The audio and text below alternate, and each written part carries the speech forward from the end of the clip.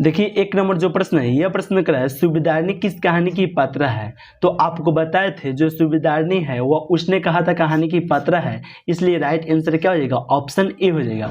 और पूछा जाएगा कि उसने कहा था पाठ के लेखक के है, तो आप याद रखिएगा चंद्रहास शर्मा गुलेरी जी है, आप साथ में याद रखिएगा। चलिए नेक्स्ट प्रश्न की बात करते हैं, यानी कि 2 नंबर प्रश्न को देखते हैं। और 2 नंबर जो प्रश्न है, यह प्रश्न करा है लेखक को स्कूल में झाड़ू लगाते हुए किसने देख लिए थे। तो पिताजी ने देख लिए थे, इसलिए राइट आंसर जो होगा वह ऑप्शन सी हो जाएगा। चलिए नेक्स्ट प्रश्न की बात करते हैं और देखते हैं 3 नंबर प्रश्न।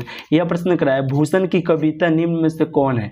तो आप याद रखिएगा भूषण की जो कविता है वह कवित है, इसलिए राइट आंसर क्या हो जाएगा, ऑप्शन बी हो जाएगा।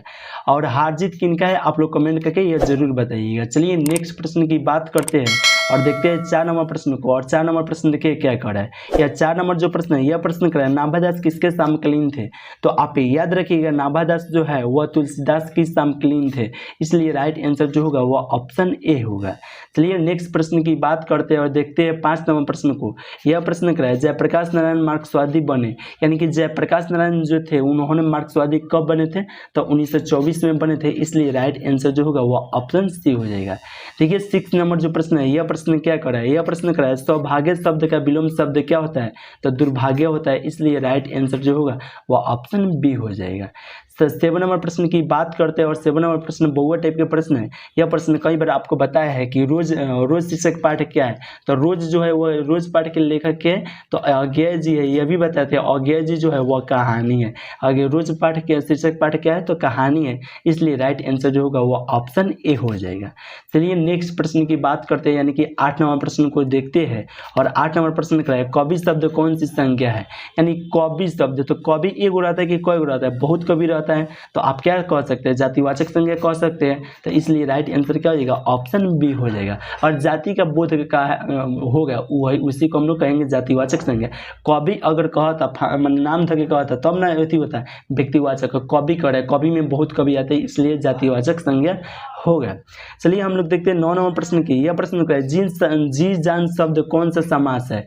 तो आप याद रखिएगा जी जान शब्द जो आएगा वह द्वंद्व समास होगा, इसलिए राइट आंसर ऑप्शन ए हो जाएगा। या इस प्रकार से कभी भी आएगा आपसे प्रश्न पूछा जाएगा कि दाल भात, तो उसमें भी द्वंद्व होगा, चाचा चाची उसमें भी द्वंद्व होगा। इस तरह अगर जो भी प्रश्न आएगा उसमें आप मार दीजिएगा द्वंद्व समास।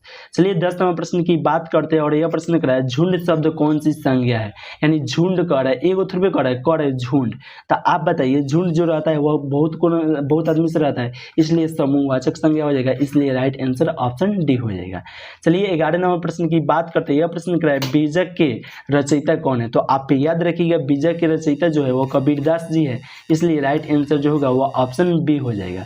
आइए 12 नंबर प्रश्न की बात करते हैं और 12 नंबर जो प्रश्न है, यह प्रश्न कर रहा है जुर्माना शब्द का प्रत्यय है। यानी कोई भी मूल शब्द के जो जुर्माना शब्द का प्रत्यय क्या होगा, ऑप्शन आना हो जाएगा, जुर्मन आना हो जाएगा, इसलिए राइट आंसर क्या हो जाएगा, ऑप्शन सी हो जाएगा। चलिए नेक्स्ट प्रश्न की बात करते हैं, यानी कि 13 नंबर प्रश्न को देखते हैं। और 13 नंबर प्रश्न देखिए क्या कर रहा है। यह प्रश्न कर रहा है परलोक शब्द का शब्द में उपसर्ग है, तब पर धन लोक हो जाएगा। कोई मूल शब्द के पहले जो भी शब्द बनता है उसे हम लोग उपसर्ग कहते हैं, तो राइट आंसर क्या हो जाएगा, पर हो जाएगा, इसलिए राइट आंसर ऑप्शन ए हो जाएगा। चलिए 14 नंबर प्रश्न की बात करते हैं और देखिए 14 नंबर जो प्रश्न है, यह प्रश्न क्या कर रहा है, कह रहा है ओ सदनिर हिंदी साहित्य में, ओ सदनिर हिंदी साहित्य में किस विधा के अंतर्गत आता है। तो आप लोग याद रखिएगा निबंध के अंतर्गत आता है, इसलिए राइट आंसर जो होगा वह ऑप्शन सी हो जाएगा। चलिए 15 नंबर प्रश्न की बात करते हैं और 15 नंबर प्रश्न कर रहा है रामधारी सिंह दिनकर किस विश्वविद्यालय में उपकुलपति रह चुके थे। तो भागलपुर विश्वविद्यालय में उपकुलपति रह चुके थे, इसलिए राइट आंसर जो होगा वह ऑप्शन ए हो जाएगा। देखिए 16 नंबर प्रश्न की बात करते हैं शिक्षा शीर्षक पाठ क्या है। तो शिक्षा शास्त्र है, इसलिए राइट आंसर क्या हो जाएगा, ऑप्शन ए हो जाएगा। और शिक्षा पाठ के लेखक क्या है, तो आप याद रखिएगा जे कृष्ण मूर्ति जी है। और जे कृष्ण मूर्ति जो है वह पाठ क्या है, माने शिक्षा पाठ क्या है, तो संभाषण है, आप साथ में याद रखिएगा। चलिए 17 नंबर प्रश्न की बात करते हैं। यह प्रश्न क्या है, हिंदी का समन्वयवादी किस कवि को या किसे माना जाता है, किस कवि कहिए या कह रहे हैं हिंदी का समन्वयवादी कवि किसे माना जाता है। तो आप याद रखिए जो माना जाता है वह तुलसीदास को माना जाता है। किनको माना जाता है, तो तुलसीदास जी को माना जाता है। इसलिए राइट आंसर जो होगा वो ऑप्शन ए हो जाएगा। चलिए 18 नंबर प्रश्न की बात करते हैं। यह प्रश्न का चित्ररेखा किस शब्द की चित्ररेखा किस कवि की रचना है। तो आप याद रखिएगा जायसी का है, इसलिए राइट आंसर क्या हो जाएगा, ऑप्शन ए हो जाएगा। और जायसी जी का जन्म अगर पूछेगा, जायसी जी किस पाठ के लेखक है, तो कड़बक पाठ के लेखक है। और कड़बक जायसी जी का जन्म 1492 में हुआ था। आप लोग याद रखिएगा 1492 में किनका जन्म हुआ था, जायसी जी का जन्म हुआ था, यानी कि मलिक मोहम्मद जायसी जी का जन्म हुआ था। चलिए 19 नंबर प्रश्न की बात करते हैं। यह प्रश्न कराए गंडक नदी की चर्चा किस शीर्षक पाठ में है। तो गंडक नदी की जो चर्चा है वो उस सदनीरा पाठ में है, इसलिए राइट आंसर जो होगा वो ऑप्शन ए हो जाएगा। और उस सदनीरा पाठ के लेखक के हैं, तो आप याद रखिएगा उस सदनीरा पाठ के लेखक जो है वह जगदीश चंद्र माथुर जी है। वो सदनीरा पाठ के लेखक के है तो जगदीश चंद्र माथुर जी है, आप साथ में याद रखिएगा। चलिए 20 नंबर प्रश्न की बात करते हैं। और 20 नंबर प्रश्न कराए मुक्तिबोध का पूरा नाम क्या है। तो आप याद रखिएगा मुक्तिबोध जी का पूरा नाम जो है वह गजानंद माधव मुक्तिबोध जी है, इसलिए राइट आंसर जो होगा वो ऑप्शन सी हो जाएगा। चलिए 21 नंबर प्रश्न की बात करते हैं। और 21 नंबर प्रश्न कराए सुभद्रा कुमारी चौहान का जन्म स्थान है। तो सुभद्रा कुमारी जो चौहान है उनका जन्म हुआ था वह इलाहाबाद में हुआ था। कहाँ हुआ था, तो इलाहाबाद में हुआ था, इसलिए राइट आंसर जो होगा वो ऑप्शन ए हो जाएगा। चलिए नेक्स्ट प्रश्न की बात करते हैं, यानी कि 22 नंबर प्रश्न को देखते हैं। यह प्रश्न कराए आंखों का तारा होना मुहावरे का अर्थ है। तो आंखों का तारा होना मुहावरे का अर्थ क्या हो जाएगा, तो प्रिय होना होगा। आंखों का तारा मुहावरे का अर्थ क्या होगा, प्रिय होना होगा, इसलिए राइट आंसर ऑप्शन ए हो जाएगा। चलिए 23 नंबर प्रश्न की बात करते हैं। और 23 नंबर जो प्रश्न है यह प्रश्न कर रहा है कि तीर माना मुहावरे का अर्थ क्या होता है, तो 12 कार्य करना होता है, इसलिए राइट आंसर जो होगा वो ऑप्शन ए हो जाएगा। देखिए 24 नंबर प्रश्न की बात करते हैं। यह प्रश्न का संधि कितने प्रकार के होते हैं।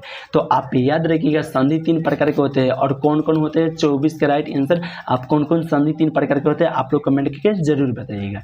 चलिए 25 नंबर प्रश्न की बात करते हैं। यह प्रश्न कराए पुष्प शब्द का विशेषण क्या होगा। तो पुष्प शब्द का जो विशेषण होता है वह पुष्पित होता है, इसलिए राइट आंसर जो होगा वह ऑप्शन बी हो जाएगा। चलिए 26 नंबर प्रश्न की बात करते हैं। और 26 नंबर प्रश्न कराए राष्ट्र शब्द का विशेषण होता है राष्ट्रीय। राष्ट्र शब्द का विशेषण क्या होता है, तो राष्ट्रीय होता है, इसलिए राइट आंसर ऑप्शन ए हो जाएगा। 27 नंबर प्रश्न की बात करते हैं। समाज शब्द का विशेषण क्या होगा, तो सामाजिक होगा। समाज शब्द का अगर विशेषण आएगा परीक्षा में आपसे पूछा जाएगा तो आप मार दीजिएगा सामाजिक, इसलिए राइट आंसर जो होगा वो ऑप्शन बी हो जाएगा। चलिए 28 नंबर प्रश्न की बात करते हैं। और देखिए 28 नंबर प्रश्न क्या कर रहा है, यह प्रश्न कर रहा है कौन आ रहा है किस सर्वनाम का उदाहरण है। तो आप याद रखिएगा और कह रहा है कौन आ रहा है किस सर्वनाम का उदाहरण है, तो प्रश्नवाचक सर्वनाम का उदाहरण है, क्योंकि पूछ रहे कौन आ रहा है तो नहीं मालूम है, प्रश्नवाचक सर्वनाम हो जाएगा, इसलिए राइट आंसर ऑप्शन ए हो जाएगा। चलिए 29 नंबर प्रश्न की बात करते हैं। और देखिए 29 नंबर जो प्रश्न है यह प्रश्न कर रहा है हारजीत शीर्षक कविता निम्न में से किसकी रचना है, यानी कि हारजीत शीर्षक कविता जो है वह किनका रचना है, तो अशोक वाजपेयी जी का रचना है, इसलिए राइट आंसर जो होगा वह ऑप्शन डी हो जाएगा। चलिए 30 नंबर प्रश्न की बात करते हैं। और यह जो 30 नंबर प्रश्न है कवियों के कवि निम्नलिखित में से कौन कहे जाते हैं, यानी कि कवियों का कवि किनको कहा जाता है, तो आप याद रखिएगा शमशेर बहादुर सिंह को कहा जाता है, इसलिए राइट आंसर जो होगा वह ऑप्शन बी हो जाएगा।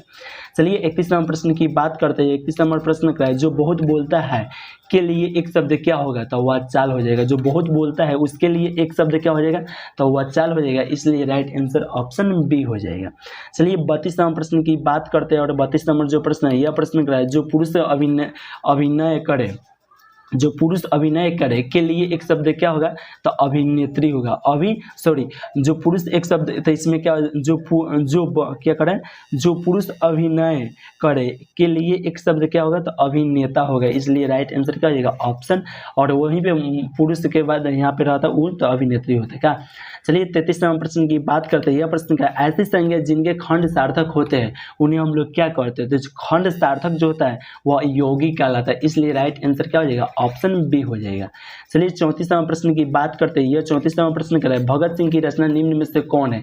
तो एक लेख और एक पत्र पाठ के लेखक क्या है? तो भगत सिंह है, इसलिए राइट आंसर जो होगा वह ऑप्शन बी हो जाएगा। और यहीं पे पूछा जाएगा कि भगत सिंह का जो जन्म हुआ था वह कब हुआ था? तो आप याद रखिएगा 28 सितंबर 1907 को भगत सिंह का जन्म हुआ था। और देखिए यहाँ पे कह रहा है कि संपूर्ण क्रांति, और देखिए संपूर्ण क्रांति ऑप्शन ए है। अगर पूछे संपूर्ण क्रांति पाठ के लेखक के है तो आप याद रखिएगा जयप्रकाश नारायण जी है, साथ में याद रखिएगा। चलिए 35वां प्रश्न की बात करते हैं। यह प्रश्न कर रहा है, ओम प्रकाश वाल्मीकि के रचना निम्न में से कौन है? तो रोज इसलिए नहीं होगा क्योंकि अज्ञेय जी का है, तिरिश इसलिए नहीं होगा क्योंकि तिरिश पाठ के लेखक जो है वो उदय प्रकाश जी है, और जूठन जो है वो ओम प्रकाश वाल्मीकि जी का है। यही राइट आंसर हो जाएगा, यानी कि ओम प्रकाश वाल्मीकि जी की रचना निम्न में से कौन है? तो जूठन है। राइट आंसर क्या हो जाएगा? ऑप्शन सी हो जाएगा। देखिए 36वां प्रश्न की बात करते हैं। यह प्रश्न कर रहा है, भूषण की कविता में कौन सा रस पाया जाता है? तो वीर रस पाया जाता है। भूषण की कविता में कौन सा रस पाया जाता है? तो आप याद रखिएगा भूषण की कविता में वीर रस पाया जाता है, इसलिए राइट आंसर जो होगा वो ऑप्शन बी हो जाएगा।